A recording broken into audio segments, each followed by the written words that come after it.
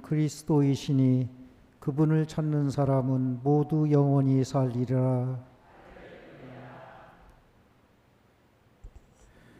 주님께서 여러분과 함께 또한 사제의 영과 함께 마테오가 전한 거룩한 복음입니다. 주님 영광 받으소서. 그날 예수님께서는 집에서 나와 호숫가에 앉으셨다. 그러자 많은 군중이 모여들어 예수님께서는 배에 올라 앉으시고 군중은 물가에 그대로 서 있었다. 예수님께서 그들에게 많은 것을 비유로 말씀해 주셨다. 자, 씨 뿌리는 사람이 씨를 뿌리러 나갔다. 그가 씨를 뿌리는데 어떤 것들은 길에 떨어져 새들이 와서 먹어버렸다. 어떤 것들은 흙이 많지 않은 돌밭에 떨어졌다. 흙이 깊지 않아 싹은 곧 돋아났지만 해가 솟아오르자 타고 말았다. 뿌리가 없어 말라버린 것이다. 또 어떤 것들은 가시덤불 속에 떨어졌는데 가시덤불이 자라면서 숨을 막아버렸다.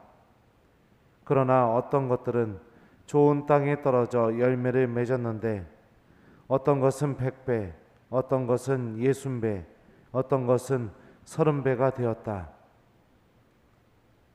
귀 있는 사람은 들어라. 주님의 말씀입니다. 그리스도님 찬미합니다. 오소서 성령님. 어떤 것은 100배, 어떤 것은 60배, 어떤 것은 30배가 되었다. 안녕하세요. 오늘은 씨 뿌리는 자의 비유 말씀을 들었습니다. 그리고 우리가 잘 알듯이 이 씨앗은 하느님의 말씀이라는 것을 생각해 볼 수 있죠. 이 복음 본문 다음에 보면 예수님께서 이 길, 돌밭, 가시덤불, 좋은 땅이 어떤 사람인지에 대해서도 설명을 다 해놓으셨어요. 성서 마태복음 읽어보시면 길에 떨어진 사람은 예수님이 이렇게 말씀하십니다.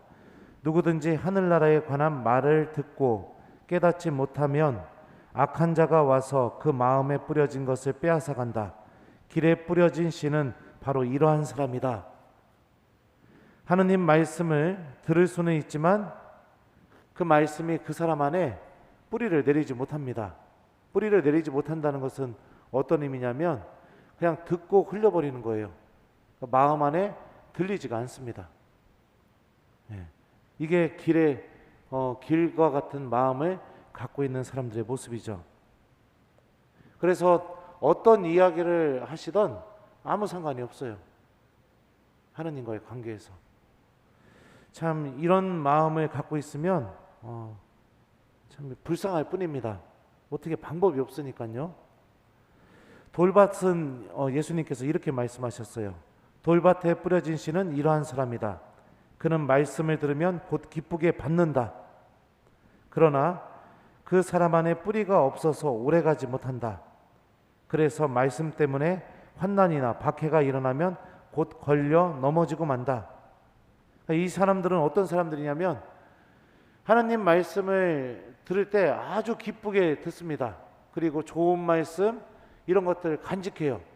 그리고 또 여기저기 막 유튜브로도 찾아봐서 은혜로운 말씀들 듣는 거 아주 좋아합니다.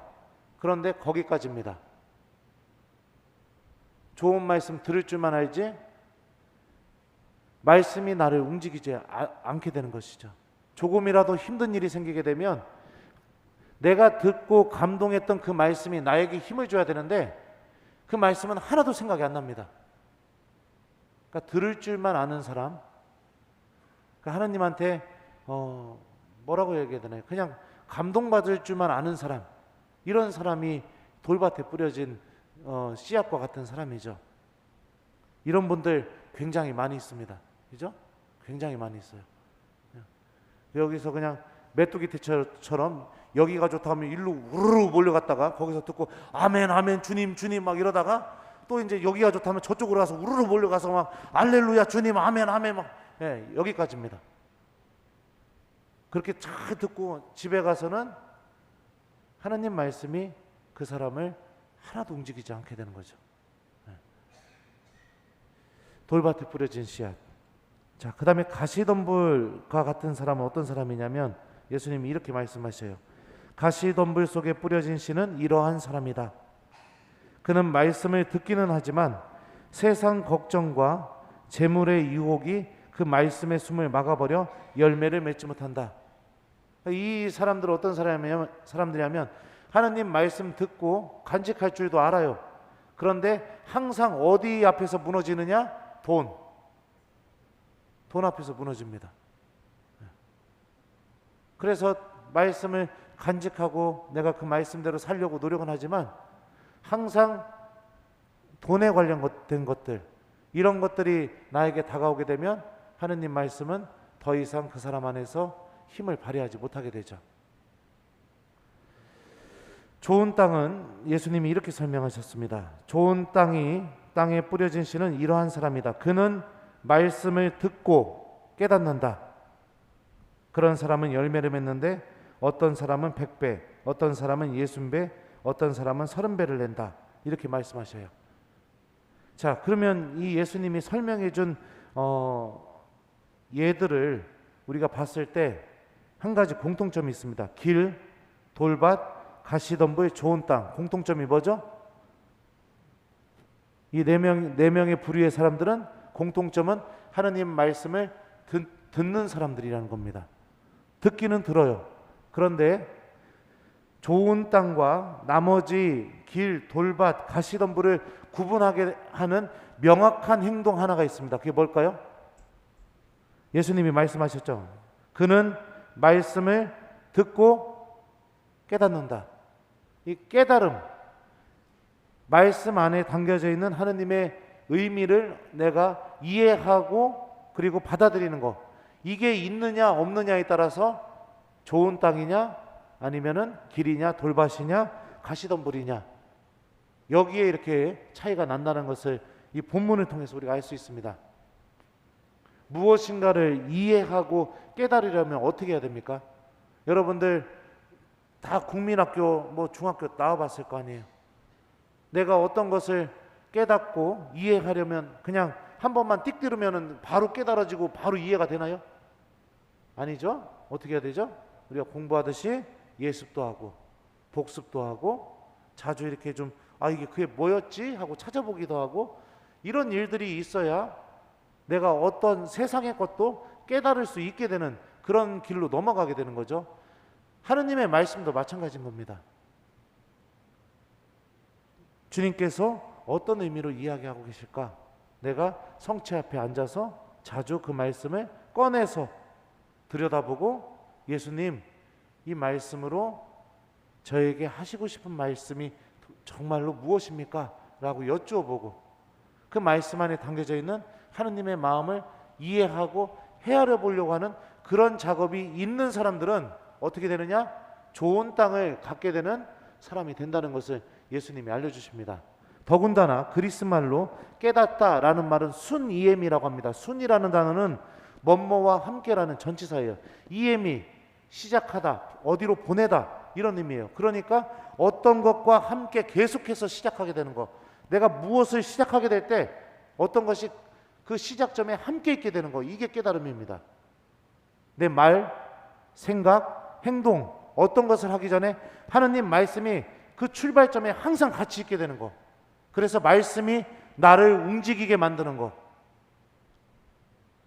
내 생각을 완전히 지배하게 만드는 것, 내 몸뚱아리는, 내 마음은 이게 정말로 싫지만 그럼에도 불구하고 하느님 말씀이 계속 생각이 나서 나의 행동과 말과 생각을 완전히 지배하게 만들어버리는 것, 이게 깨닫다라는 말 안에 담겨져 있는 뜻이기도 하죠.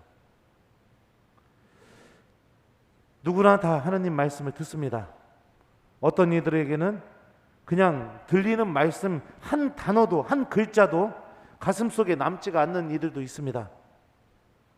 어떤 이들은 그냥 좋은 말씀에 감동하고 눈물 흘릴 줄은 알지만 거기서 다 끝나고 그 어떤 것도 주님께서 주시는 은총의 열매를 맺을 수도 없는 삶을 살아가게 됩니다. 이게 다 이게 불쌍한 삶이죠. 말씀을 듣고 간직할 줄은 알지만 항상 재물에 대한 욕심, 그리고 또 내가 원하는 것들, 이런 것들이 나에게 다가오면 금세 하느님의 말씀의 씨앗을 그냥 싹둑 잘라버리는 그런 사람들도 있습니다. 우리들은 이런 방법으로 하느님의 말씀을 듣는 것을 선택하는 이들이 없었으면 좋겠습니다. 말씀을 듣고 여러분들 깨달으십시오. 깨달은다는 것은 여러분들이 그 말씀을 들고 예수님 앞에 와서 머무르는 시간을 반드시 가져야 됩니다. 그 시간 안에서 주님께서 여러분들 마음 안에 그 말씀이 완전히 뿌리를 내리게 만들어 주시고 말씀 안에 담겨져 있는 뜻이 무엇인지를 알려주시게 될 겁니다. 그렇게 하루하루 하느님 앞에 말씀을 들고 머무는 삶이 어떤 힘을 발휘하게 되는가? 결정적인 순간에 그 말씀이 내 안에서 타오르듯이 생각이 나서, 이거는 여러분들 그냥 하는 말이 아닙니다. 제가 체험하고 나서 하는 말입니다. 결정적인 순간에 그 말씀이 내 가슴 속에서 타오르면서 계속해서 그 말씀이 나에게 생각이 나게 됩니다. 그래서 내가 이걸 하고 싶지만 이거를 못하게 만들어요. 하느님의 말씀이 계속 생각이 나기 때문에. 주님께서는 이렇게 말씀을 듣는 이들 안에서 당신의 놀라운 일을 하시게 됩니다. 우리가 미사를 드릴 때마다 오늘 복음 말씀은 계속해서 우리들에게 이루어지게 됩니다. 주님은 방금 일독서를 하신 분과 제 입을 통해서 여러분들 마음 안에 말씀의 씨앗을 뿌리셨습니다. 이제 그 씨앗이 어떻게 자라느냐, 그거는 여러분들의 몫입니다. 길과 같은 그런 마음으로, 돌밭과 같은 마음으로, 가시덤불과 같은 마음으로 말씀을 그동안 받아들이셨다면 이제부터는 여러분들 좋은 땅을 내가 잘 간직하려는 그런 마음을 좀 준비해 보셨으면 좋겠습니다. 성체조배 하시란 얘기예요. 성경 들고 오셔서, 매일 미사 들고 오셔서 성체 앞에 앉으시란 얘기입니다.